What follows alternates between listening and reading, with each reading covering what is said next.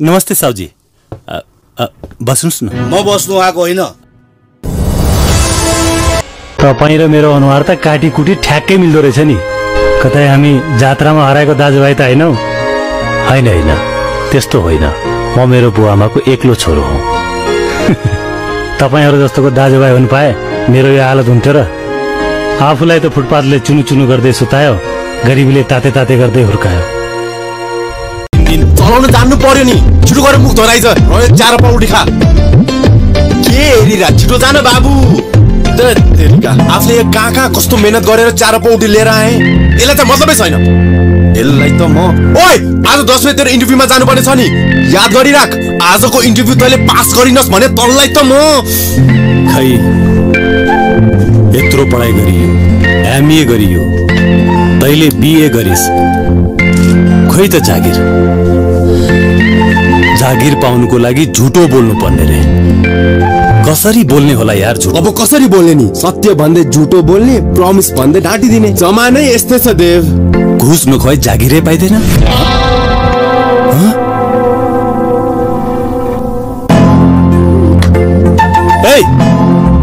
यहाँको ऐना खोइ। त्यही ऐना बेचेर त यो चार पौडी खान पाइरहेछस्। नभए त बोकबोकै मर्तिस् त।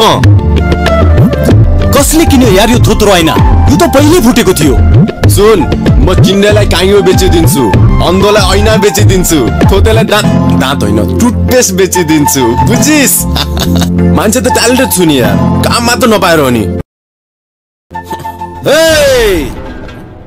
नमस्ते साउजी। बस्नुस् न। म बस्नु आएको होइन। तिमीले आज भाडा दिन्छु 3 गते भनेर ल्याएको होइन? मलाई अगट्ट परेको छ, अहिले चाहियो। हेर्नु साउजी, हामीले तपाईको पैसाको बन्दोबस्त गर्न सकेका छैनौँ। हामीहरू अफिस ठोकर खाँदैछौँ, कहीँ पनि जागिर पाइएको छैन। साउजी, तपाईको यति ठुलो घरमा हामीलाई एउटा सानो कोठा दिनुभएको छ। कहाँ कोठा मात्र हो र? तिमीले रातभरि बत्ती चलाएको छौ, ट्याङ्की भरिभरिका पानी सघाइदिएका छौ, त्यो मात्र हो र? मैले यी खासाबाट ल्याएर पर्दाहरू लगाइदिएको छु। हुन्न, मलाई त जे गरेर हुन्छ, पैसा चाहिएछ। खोइल्यो साउजी, बिन्ती गर्छु केही समय दिनुस्। हुन्न, म केही पनि सुन्दिनँ। म आज 3 गते हो, तिमीले 3 गते दिन्छौ भनेको थियौ। एकछिन 3 गते 3 गते म कसरी बिर्सु? 3 गते आज 3 गते के भएको थियो केशर? मैले अहिलेसम्म कसैलाई पनि नभनेको कुरा भन्दैछु। 3 गते मेरो बहिनीको जन्मदिन। 3 गते मेरो बहिनीको मात्र नभएर मेरो बुवा आमाको पनि जन्मदिन। 3 गते नै मेरो बहिनीको परीक्षाको रिजल्ट। परीक्षामा बहिनी फेल। यो कुरा सुनेर बहिनीले सुसाइड गरे।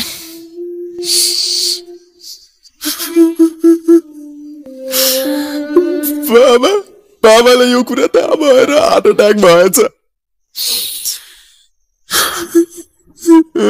बुवा पनि गए अनि आमा पनि। साउजी, आजको दिन 3 गते, प्लिज साउजी, आज मसँग केही पनि नमाग्नुस्। म 3 दिनपछि तपाईको सबै चुक्ता गरिदिन्छु। भाइको बाबु नरौ। तर तिमीले 3 गते भनेको त 3 वर्षै भयो नि त।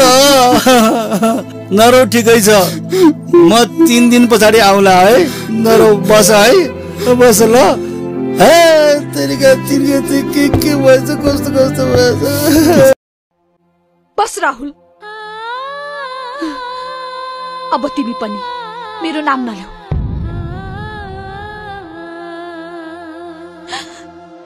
मबाट ठुलो भूल भयो। मैले तिमीलाई माया गरे, तिमीलाई आफ्नो मान्छे ठाने। तर तिमी त यसको मान्छे रहेछौ, यसको।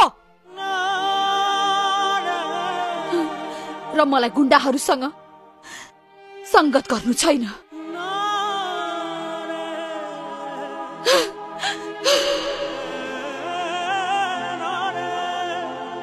म ग्रीष्मसँग कुरा गर्छु। हुँदैन राहुल, हुँदैन। तँलाई मेरो कसम, केही नभन उसलाई। तैँले देखिसकिस् उसले मलाई कति घृणा गर्छ। उसको नजरमा म आज पनि एउटा चोर गुण्डा हुँ। म उसको घृणा सहेर बाँच्न सक्छु, तर उसको आँखामा आँसु देख्न सक्दिन। चिन्ता लिनु पर्दैन मुस्कान, तिम्रो सम्मानलाई केही पनि भएको छैन। जबसम्म म छु तिम्रो सम्मानलाई केही पनि हुँदैन।